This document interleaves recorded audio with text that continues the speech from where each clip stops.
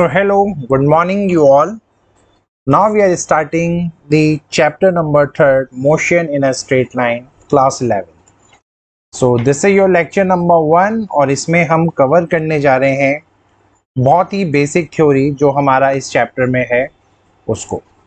So let's start the lecture.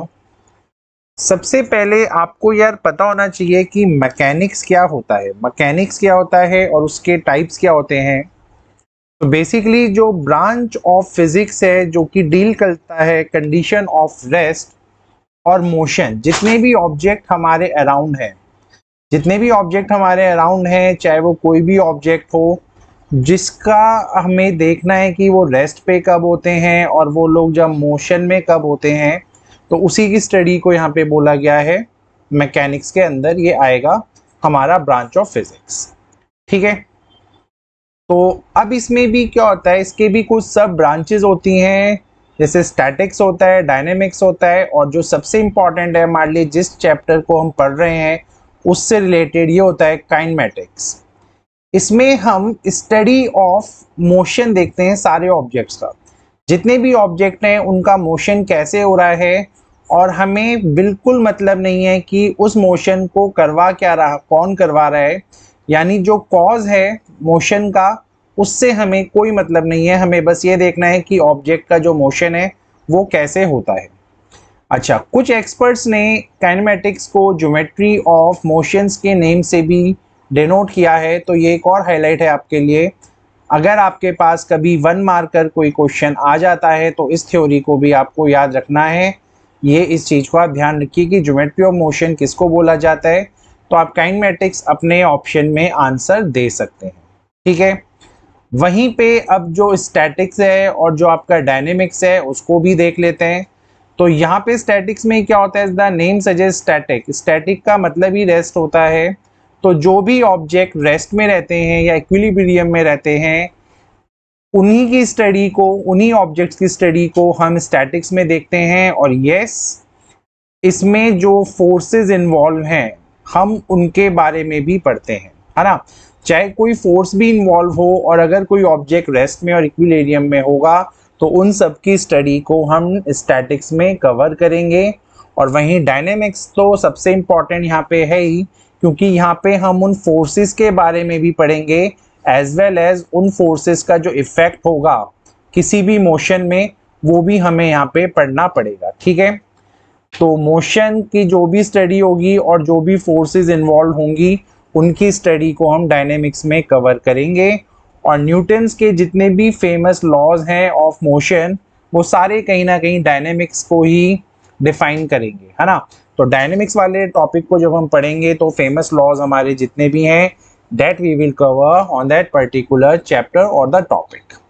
So let's start the motion और the rest का theory.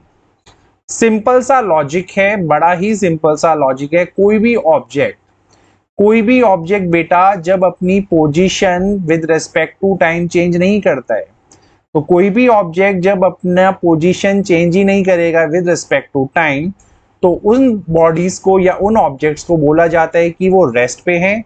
जैसा कि आप यहाँ देख पा रहे हो इस एग्जाम्पल में, अगर एक बुक किसी टेबल के ऊपर है तो वो आपको रेस्ट की पोजीशन में दिख रही है क्योंकि बुक का कोई मोशन नहीं हो रहा है. वहीं पे वो सारे ऑब्जेक्ट जो अपनी पोजीशंस को चेंज करते हैं विद रिस्पेक्ट टू टाइम, जो अपनी पोजीशन को चेंज करता है वो मोशन का पार्ट बन जाता है. इस चीज को ध्यान रखिएगा. एन एग्जाम्पल के तौर पे बेस्ट है एक मूविंग ट्रेन, है ना. तो एक मूविंग ट्रेन जो भी होती है वो आपके, ऐसा आप यहाँ देख सकते हो, अगर मैं इस ट्रेन को यहाँ पे मूव कर रहा हूँ इस पूरी स्लाइड में, तो ये देखो ये एक ट्रेन मूविंग है. जब ये ट्रेन यहाँ पे चलेगी तो क्लियरली वो डिफरेंट पोजीशंस पे जाएगी विद रिस्पेक्ट टू टाइम. किसी टाइम पे वो स्टेशन ए पे है, फिर वो स्टेशन बी पे गई, सी पे गई या डी पे गई, है ना.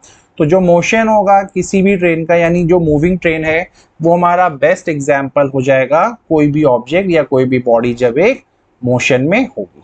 ठीक है, अब एक अगला टर्म आता है जो कि बहुत कॉमन है एग्जामिनेशन पॉइंट ऑफ व्यू में. वो आपसे ये पूछते हैं कि मोशन और जो रेस्ट होता है ये एक दूसरे से रिलेटेड क्यों है, I mean why they are relative terms. तो बड़ा सिंपल सा एग्जाम्पल यहाँ पे मैं आपको दिखा देता हूं। लेट्स से ये मैं यहाँ पे बैठा हूं and I am your sir, let's say, और मैं ऑब्जर्व कर रहा हूं एक ट्रेन के अंदर दो पर्सन्स को मैं यहाँ ऑब्जर्व कर रहा हूं, है ना। जब मैं इन्हें ऑब्जर्व कर रहा हूं तो ये एक दूसरे के सामने बैठे हैं और दे appear in the position of rest. तो कोई भी ट्रेन में अगर आप दो लोग एक साथ बैठे हो या बहुत सारे लोग अगर एक साथ बैठे हैं तो आपको क्या लगता है कि ये सारे के सारे एक रेस्ट पोजीशन पे है ना। तो क्लियरली आपको यहाँ से दिख रहा होगा जितने भी पैसेंजर आपकी ट्रेन में होते हैं वो अपीयर होते हैं कि जैसे वो रेस्ट में। लेकिन अगर मैं इस ट्रेन को बाहर से देख रहा हूँ बेटा, तो अगर मैं इस ट्रेन को बाहर से देख रहा हूँ तो क्लियरली आप लोगों को पता है ये ट्रेन तो मूव कर रही है ना। तो जब मैं इस ट्रेन को देख रहा हूँ ये ट्रेन मूव कर रही है, इसके जो पैसेंजर्स हैं ये आपस में एक रेस्ट की पोजीशन में है।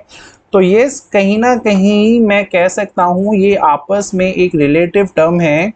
तो आपको एग्जामिनेशन में थ्योरी में बस ये ध्यान रखना है कि जो ट्रेन होता है वो मोशन में है, किसके लिए, जो पर्सन है आउटसाइड द ट्रेन। जैसे मैं यहाँ पे आउटसाइड द ट्रेन हूँ, ठीक है, मैं ट्रेन से बाहर को अगर देखूं, मैं ट्रेन को बाहर से देखूं तो ट्रेन तो मेरे लिए एक मोशन में है। लेकिन जो पैसेंजर हैं उस ट्रेन के इनसाइड में वो तो रेस्ट की पोजीशन पे हैं अगर वो एक दूसरे को देखते हैं। तो तभी इसी चीज को बोला गया है मोशन और रेस्ट आर रिलेटिव टर्म्स। मेरे लिए ट्रेन मूविंग है और जो आप लोग ट्रेन के अंदर बैठे हो आप लोगों के लिए जो वो पोजीशन है एक दूसरे को अगर आप देख रहे हो तो आप लोग एक रेस्ट की पोजीशन पे हैं।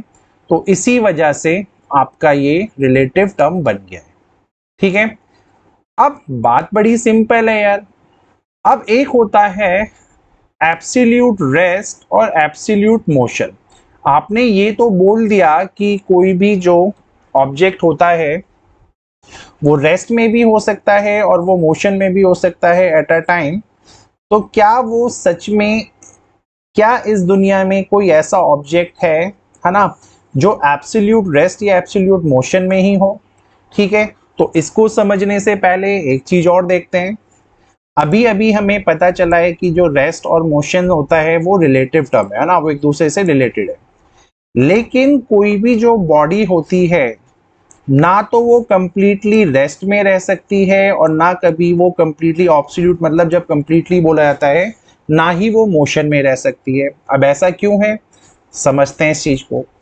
अभी आपने देखा था अगर कोई पर्सन किसी मूविंग बस में है तो वो आपस में एक दूसरे के लिए रेस्ट की पोजीशन पे बैठे हैं। लेकिन अगर कोई पर्सन रोड से अगर देख रहा है तो वो वाले जो लोग हैं जो एक दूसरे के रेस्पेक्ट में एक रेस्ट पोजीशन में थे, वो अब उस जो पर्सन आउटसाइड है उसके लिए वो मूविंग पोजीशन में है ना। तो ये तो था इन दोनों का रिलेशन। अब अगर मैं फर्दर आगे जाऊं तो अगर आप देखो यार, अगर आप यहाँ सिंपल सा देखो, हमारे इस अर्थ में बहुत सारी बिल्डिंग्स हैं, ट्रीज हैं, बहुत सारे स्ट्रक्चर हैं सरफेस ऑफ द अर्थ में, जो कि हमें क्या लगता है रेस्ट की पोजीशन पे लगते हैं। लेकिन प्रॉब्लम ये है वो रेस्ट की पोजीशन पे नहीं है। अगर आप देखो तो कॉन्टिन्यूसली जो अर्थ होता है वो सन के अराउंड यहाँ रिवॉल्व करता रहता है ना। अगर आपको पता है कि कॉन्टिन्यूसली जो हमारा अर्थ है अगर वो सन के अराउंड रिवॉल्व करेगा तो यहाँ से एक थ्योरी तो और पता चलती है यार कि जो हमारा अर्थ है ना वो तो कॉन्टिन्यूसली मोशन में है, जो कि सन के अराउंड घूमता जा रहा है। तो इससे हमें ये पता चलता है कोई भी ऑब्जेक्ट, चाहे वो ट्री हो चाहे वो बिल्डिंग हो इस अर्थ में, वो ऑब्जेक्ट आपका एब्सोल्यूट रेस्ट हो ही नहीं सकता। क्योंकि अर्थ में जो चीज हमें रेस्ट पे लग रही है वो एक्चुअल में अगर मैं सन के हिसाब से देखूं, सन से कंपैरिजन करूं, तो वो तो मोशन में है ना। तो यहीं से हमें पता चल जाता है बेटा कि हमारा जो कोई भी बॉडी यहाँ पे है वो हमेशा स्टेट ऑफ एब्सोल्यूट रेस्ट और मोशन की अगर आप बात करें तो वो पॉसिबल नहीं है। हाँ, बस ये दोनों रेस्ट और जो मोशन होते हैं ये आपस में रिलेटेड हैं, ये एक रिलेटिव ओनली वाली टर्म्स है। तो यहाँ तक ये समझ में आ गया होगा कि कोई भी बॉडी इस दुनिया में ना तो वो रेस्ट में रह सकती है और ना ही वो एब्सोल्यूट मोशन में। एब्सोल्यूट मतलब अगर आप बोले कि भाई ये तो रेस्ट में ही है, ये तो सिर्फ घूम ही रही है, ऐसा नहीं है। अर्थ के लिए ट्री, बिल्डिंग रेस्ट पे है, लेकिन सन के लिए वही चीज आपकी मोशन में है। तो आप ये नहीं कह सकता कि कोई भी बॉडी इस दुनिया में या तो वो कंप्लीटली रेस्ट पे है या वो कंप्लीटली मोशन पे है ना। तो एब्सोल्यूट का मीनिंग आपको समझ में आ गया होगा, जब हम श्योर हों कि ये बॉडी रेस्ट पे ही रहेगी। ऐसा इस वर्ड में कुछ नहीं है, ना तो एब्सोल्यूट नाम का कोई रेस्ट हो सकता है, ना ही मोशन किसी बॉडी का हमेशा हो, ये भी नहीं हो सकता, है ना, क्योंकि अलग अलग सिनेरियोस में अलग अलग चीजें डिपेंड है। क्लियर है यहाँ तक तक? अब चलते हैं आगे। अब वो बोलता है यार पॉइंट ऑब्जेक्ट क्या होता है। पॉइंट ऑब्जेक्ट क्या होता है, अगर आप देखो, जब भी किसी ऑब्जेक्ट का साइज बहुत छोटा हो जाए in comparison to the distance covered, तो उसको बोला जाता है एक पॉइंट ऑब्जेक्ट। ठीक है, मैं आपके लिए एक एग्जांपल लेता हूं यहाँ पे। जैसे ये अभी आपको यहाँ अर्थ दिख रहा है ना। अर्थ का अगर मैं देखूं तो earth is a very very big figure, और आपके अकॉर्डिंगली तो ये तो कभी बहुत छोटा हो ही नहीं सकता अर्थ का डायमेंशन। लेकिन अगर मैं इस अर्थ का डिस्टेंस देखूं सन से, है ना, जो कि अर्थ की जो डायमेंशंस हैं उससे बहुत ज्यादा होगा, बहुत ज्यादा होगा, तो क्लियरली अर्थ एक बहुत छोटा सा पॉइंट बन जाएगा जब मैं इसको सन से कंपेयर करूंगा। तो इसी वजह से जो मेरा अर्थ होगा वो एक पॉइंट ऑब्जेक्ट बन जाएगा। डिट्टो अगर लेट्स से यहाँ पे कोई एरोप्लेन है, अगर मैं उसको बिल्कुल यहाँ पे, ठीक है, अगर मैं एयरपोर्ट से उसको देखूं तो वो मुझे बहुत ज्यादा बहुत बड़ा लगेगा। लेकिन जैसे ही वो एरोप्लेन आपका स्काई में जाएगा और फिर मैं उसको देखूंगा तो मेरा जो डिस्टेंस होगा, है ना, उस एरोप्लेन का जो भी लेंथ है, उस वो एरोप्लेन की लेंथ बहुत छोटी बन जाएगी बेसिकली।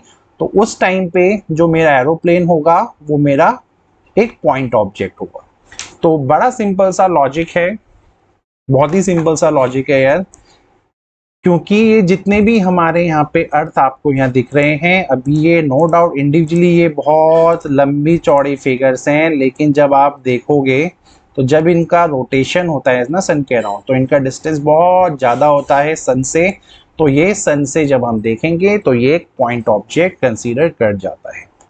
तो लैंग्वेज बहुत सिंपल है, कोई भी ऑब्जेक्ट जब बहुत छोटा हो जाए, जितना भी उसने डिस्टेंस कवर किया है, तो वो बन जाएगा पॉइंट ऑब्जेक्ट। ठीक है, सो लेट्स से अगर मैं बात करूं यहाँ पे इस बस की, इस बस को ही अगर मैं यहाँ पे लेके आ जाऊं इस वाले एग्जाम्पल में, तो आप देखो लेट्स से ये बस स्टैंड है, ये हमारा स्टेशन था। अब ये बस बहुत दूर किसी माउंटेन में पहुंच गई है। तो ओरिजिनली जो बस का साइज था, लेट्स से बस का साइज था अगर आपका ये, तो कुछ टाइम बाद आपको ये बस जो होगी, जो विजिबिलिटी होगी इस बस की, वो बहुत छोटी दिखेगी इस पर्टिकुलर डिस्टेंस से, है ना। ये देखो, पहले बस बहुत बड़ी दिख रही है, फिर अब ये बस बहुत छोटी दिखने लग गई है। तो क्लियरली अब ये बस जो हो चुकी है ये एक पॉइंट ऑब्जेक्ट हो चुकी है हमारे लिए, है ना। तो होपफुली ये एग्जाम्पल आपको समझ में आ गया होगा।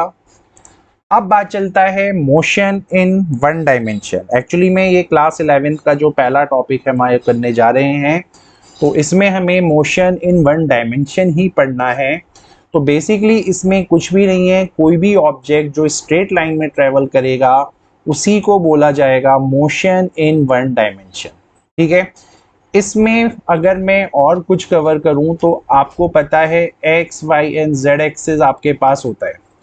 तो आपका जो भी बॉडी होगा, कोई भी ऑब्जेक्ट जो हमेशा या तो एक्स एक्सिस में ट्रेवल करे या वाई में करे या जेड में करे, अगर वो इन तीनों में से किसी भी एक एक्सिस में लाई कर रहा है, किसी भी एक, ओनली वन एक्सिस, ध्यान रखना, लेट्स से एक्स एक्सिस में वो अगर लाई कर रहा है, तो सिंपल सी बात है वो ऑब्जेक्ट का जो मोशन हो रहा है वो वन डायमेंशनल हो रहा है। और इसी चीज को बोला जाता है रेक्टिलिनियर और लीनियर मोशन। तो रेक्टिलिनियर मोशन वो मोशन होते हैं जो एक ही एक्सिस के अराउंड चलते हैं। जैसे कि इस फिगर में आप देख सकते हो, इट्स वेरी सिंपल। ओरिजिन से अगर मैंने चलना स्टार्ट किया, तो लेट्स से पहले मैंने थोड़ा सा डिस्टेंस ट्रेवल किया, मैं x1 पॉइंट पे पहुंचा यानी x कोऑर्डिनेट, मैं थोड़ा सा आगे और बढ़ा तो मैं x2 यानी एक सेकंड पॉइंट पे पहुंचा। तो क्लियरली ऐसा नहीं हो रहा है कि ये मैन जो है वो y एक्सिस में जा रहा है या z एक्सिस में जा रहा है। तो एट अ टाइम जब आप वॉक करोगे तो सिंपल सी बात है एक ही एक्सिस में वॉक करोगे, तो इसी वजह से आपका हो जाता है लीनियर मोशन। ठीक है, अब जैसे कोई भी ट्रेन है ना, वो ट्रैक पे चल रही है, कोई भी फ्री फॉलिंग बॉडी है, लेट से आपने ऊपर से एप्पल को थ्रो किया, तो ये नीचे जब आएगा ये किसी एक एक्सिस को फॉलो करेगा। इस टाइम ये वाई एक्सिस को फॉलो कर रहा है ना, आपको दिख रहा है क्योंकि ये वाई एक्सिस होता है। लेट से आपने क्या किया, आपने स्लाइड करके एक बॉल को फेंका, तो जब आपका बॉल स्लाइड होके आ रहा है तो कंफ्यूज होने वाला बात नहीं है कि सर ये तो एक्स वाई एक्सिस, तो देखो मैं आपको दिखाता हूँ। अभी क्या कंफ्यूजन होता है स्टूडेंट ब्रेन में, स्टूडेंट ब्रेन में कंफ्यूजन है जो बड़ा चलता है कि सर लेट से मैंने यहाँ पे ये ही आपका कोई एक्सिस है, यहाँ से मैंने बॉल थ्रो करी, बॉल तो अब यहाँ पे लीनियर है, स्ट्रेट लाइन में जा रही है, लेकिन सर अगर आप देखो तो यहाँ तो एक्स वाई एक्सिस दोनों कंट्रोल हो रहे हैं। ऐसा नहीं होता है, सिंपल सा बात है, अगर आपका बॉल लेट से ऐसे स्लाइड कर रहा है तो हम इन एक्सिस की पोजीशन ही बदल देते हैं। तो अब ये बॉल आपका अभी भी एक्स एक्सिस में है बेटा, देखो ये अभी भी एक्स एक्सिस में चल रहा है। तो जरूरी नहीं है कि आपको फिगर हमेशा ऐसे बनाना होता है, एक्सिस तो आपके बेटा कैसे भी रोटेट करते हैं, है ना, बट इनमें 90 डिग्री होना चाहिए, दैट इज द प्रॉपर्टी।